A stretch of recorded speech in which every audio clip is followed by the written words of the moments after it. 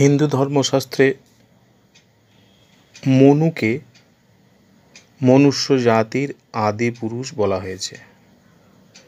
তাহলে এই মনুকে এই সম্পর্কে বলছে, ভাগবতে বলছে যে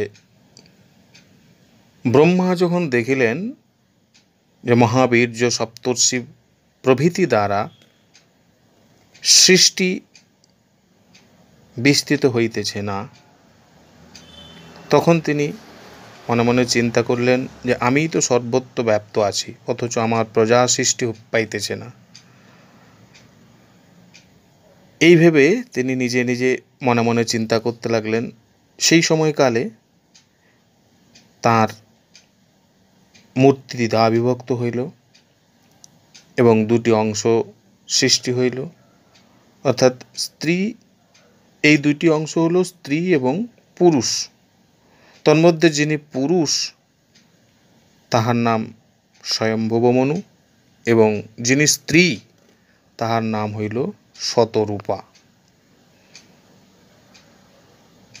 এই স্বয়ম্ভুব মনু এবং শতরূপা তারা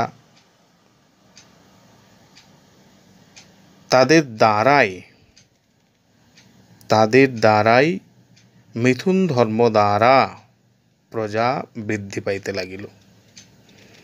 এই মনু হলেন 6 জন।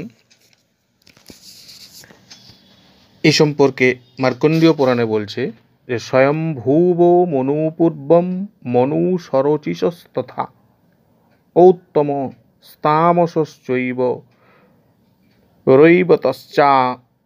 রৈবতাশ্চক্ষুষস্তথা ষড়েতি মনবৌতীতা তথা বৈবস্বতোধুনা সাবর্ণী পঞ্চরৌচ্যাশ্চ ভৌমশ্চাগামিনীস্তুমি। এই 6 জন মনু হইলেন স্বয়ম্ভুব, সরচিষ, উত্তম, তামস, রৈবত, চাক্ষুষ। এই 6 জন মনুর কাল অতিক্রান্ত হওয়ার পর এক্ষণে বৈবস্বত মনুর অধিকার চলিতেছে। ইহার পর যথাক্রমে পঞ্চসাবর্ণী, রৌচ্য, ভৌম এই 3 মনুর আবির্ভাব হইবে। মনুর সৃষ্টি সম্পর্কে মার্কণ্ডীয় পুরাণের 53 নম্বর অধ্যায়ে বলেছে, অহো অদ্ভুতো মে তন্মে ব্যাপিতো সাপি নিত্যদা নহোধন্তে প্রজানূনম দৈবমত্রো বিঘাতকম এবং যুক্ত্বা কৃতস্তস্য